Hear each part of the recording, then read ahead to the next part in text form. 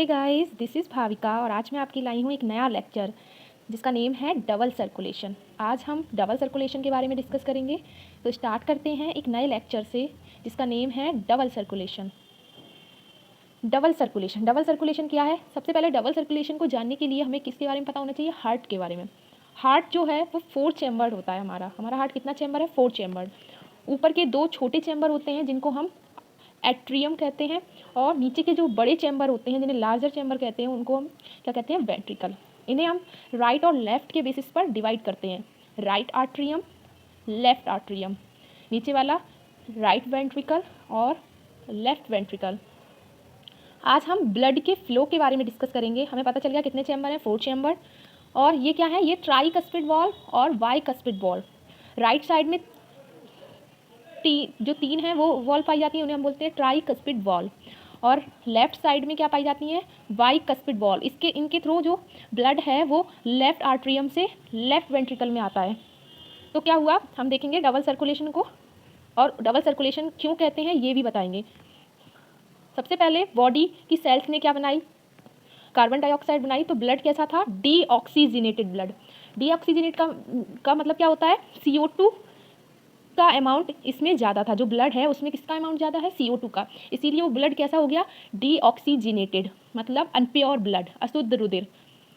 ये जो deoxygenated blood है वो वेना कावा के थ्रू कहाँ आता है? राइट आर्ट्रियम में।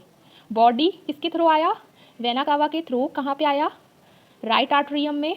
फिर राइट आर्ट्रियम से ट्राइकस्पिड वॉल्व के थ्रू राइट वेंट्रिकल में आता है। राइट वेंट्रिकल से ये जो ब्लड है, जो हार्ट है, वो किसको पंप करेगा? पल्मोनरी आर्टरी को।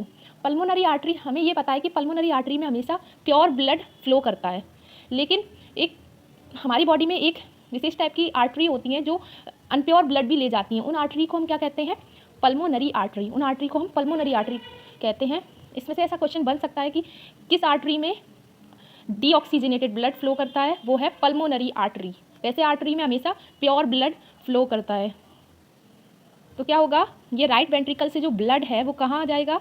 पल्मोनरी आर्टरी से होता हुआ कहाँ गया? लंग्स में। लंग्स में इसको ऑक्सीजनेटेड किया गया। ब्लड ऑक्सीजनेटेड हुआ, ऑक्सीजन जुड़ गई, एल्वुलाई में ऑक्सीजन आई थी, एक्सचेंज हुआ ऑक्सीजन और CO2 का, और ब्लड कैसा हो गया? ऑक्सीजनेटेड ब्लड हो गया। ऑक्सीजनेटेड जैसे ही ब्लड हुआ उसको किसमें भेज दिया गया? लंग्स ने किसको भेजा? Pulmonary vein. हमें पता है कि जितनी भी वेन्स होती हैं हमारी बॉडी में वो हमेशा कैसा ब्लड रखती हैं? Unpure blood. लेकिन हमारी बॉडी में एक ऐसी वेन होती है जो प्योर ब्लड को रखती है, वो है पल्मोनरी वेन। पल्मोनरी वेन में क्या होता है? ऑक्सीजनेटेड ब्लड होता है। ऑक्सीजनेटेड का मतलब क्या है? जिसमें ऑक्सीजन का अमाउंट ज़्यादा होगा। वो ब्लड कैसा होगा? प्योर होगा और ऑक्सीजनेटेड होगा। तो पल्मोनरी वेन से ब्लड होता हुआ कहाँ जाएगा? लेफ्ट आर्ट्रियम में। लेफ्ट एट्रियम से होता हुआ ब्लड बाइकस्पिड वॉल्व से लेफ्ट वेंट्रिकल में आता है, और लेफ्ट वेंट्रिकल से ब्लड जो है वो लेफ्ट वेंट्रिकल से ब्लड एओर्टा के थ्रू किसमें पहुंच जाता है? पूरी बॉडी में भेज दिया जाता है।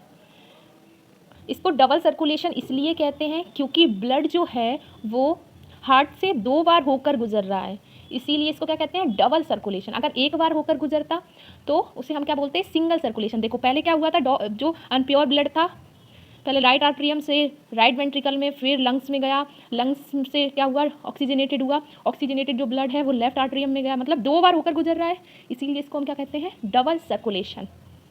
और डबल सर्कुलेशन किस में पाया जाता है? मैमल्स और एप्स में।